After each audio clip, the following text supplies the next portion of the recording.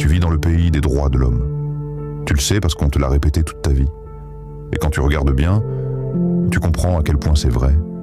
Tu vis dans le pays des droits de l'homme car on peut te vider ton compte en banque pendant que tu dors, sans appel, sans procès, sans défense. On appelle ça une saisie administrative à tiers détenteur. Une baffe dans la gueule, quoi. Tu vis dans le pays des droits de l'homme car on peut te coller une amende pour stationnement gênant sur ton propre terrain. Et quand tu contestes, c'est toi l'abruti qui ne comprend rien au code de la route. Tu vis dans le pays des droits de l'homme car si tu oublies de déclarer un paquet de pâtes à la CAF, tu deviens un fraudeur. Mais quand une multinationale oublie 40 millions au fisc, elle reçoit un appel de Bercy.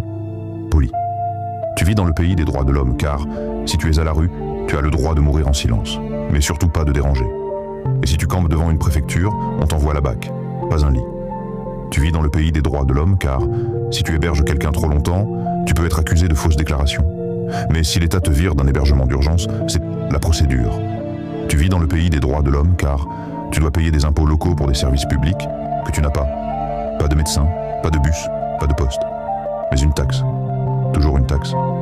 Tu vis dans le pays des droits de l'homme car tu es libre. Libre de te faire avoir, d'être surveillé, de fermer ta gueule. Mais toujours avec dignité. C'est important, la dignité. Tu vis dans le pays des droits de l'homme. Mais t'as surtout intérêt à ne pas en demander trop. Parce qu'ici, revendiquer tes droits, ça peut vite devenir un délit. Ah, de quelle chance on a, n'est-ce pas? C'était Louaz et Chandelle.